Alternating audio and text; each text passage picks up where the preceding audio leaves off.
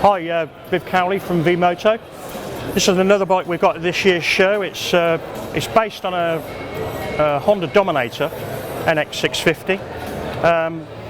This bike came about by virtue of a guy coming into my shop. He saw a bike that I'd built, which was of a similar ilk, a single cylinder, like a street tracker, and had a scruffy old Dominator, and he decided that it'd be a good idea to make a custom bike out of that.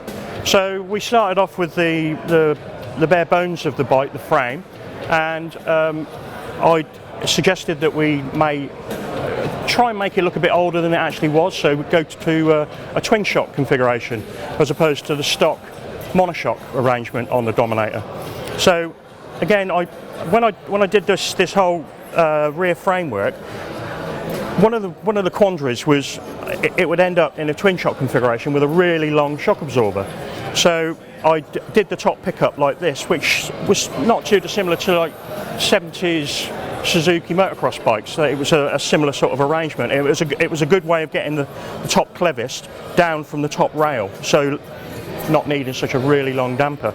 So that came out nice.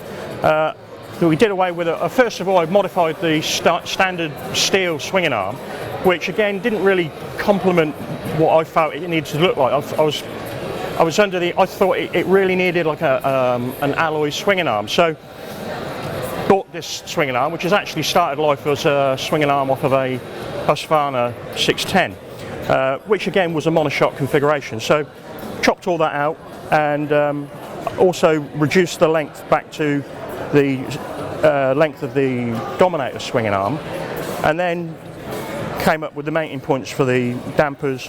The big hole that was left at the front, which would have been the forward pickup for the damper, has all been boxed in, and I think the end result is quite pleasing. It looks, it's come out quite nice, and the contrast of the brushed alley to the black is really nice. The front end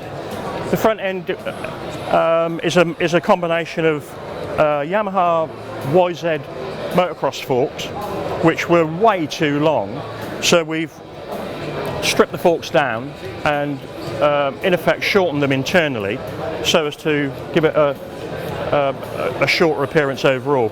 The yokes are Yamaha WR450. With the yokes, they're pretty much stock, apart from the fact that I deflashed them where they were made. They would have a big, because they're drop forging, they'd have a big seam around the middle, so I do away with all that and vapor blast them, and they come out quite nice. The headlight, a tiny little item, but again it was an item that he chose, and something that I've done on previous builds is incorporate the speedo into the headlight. So simply made a housing, raised that into the headlamp. When it's powder coated, it looks like it was born like that.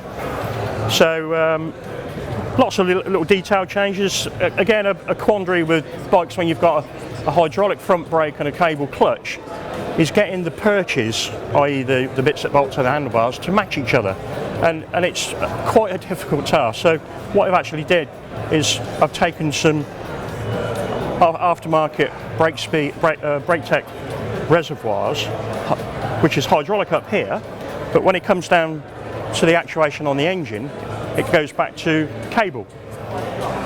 So makes for a really nice light action, and it just keeps that whole handlebar symmetry thing moving along. So the buttons are the same, the perches are the same. Just the overall symmetry thing I like to see.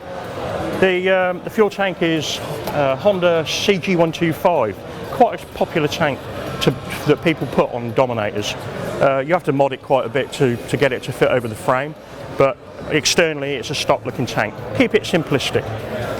There's a fabricated alley box under the tank here, and that's where we house all the electrics. Again, my wiring done by Richard Prowse at Motorcycle Wiring Services. Fantastic job. Quite tight getting it all in there because of the electric start. No kick start on this engine, only electric start. So the requirements from the battery are quite large. So there's no cheating and just putting a little battery. It's got a good size 8-cell battery under there. Again, the alloy theme with the arm is carried on with the guard, the rear guard, nice brushed alley guard. these beautiful little, they're so bright, these LEDs, so that is a tail, stop lamp and indicator all incorporated in there in the one unit. The intention is to have a front guard, but we simply run out of time on the run up to the show, but it will have a brushed alley front guard complementing the Rio. The brakes are aftermarket as well, so the disc and caliper arrangement aren't YZ. They're off another Jap motocross bike, and again the rear brake, the Brembo caliper, is stock fitment to the Husky swinging arm that it's on. So again, keeping it simple. Big angry footrest, that was another requirement that he wanted. So they came out nice. Rear brake levers Yamaha YZ. Quite a mixture of lots of different parts, but it's all come together quite nice as an overall package. So that's this Dommy. Thank you once again, and have a great show, and see all these videos on the Bike Shed channel. Hi, here we are at V-Moto, a start-up of our V-Moto Dominator Street Tracker. Fumbling with the choke.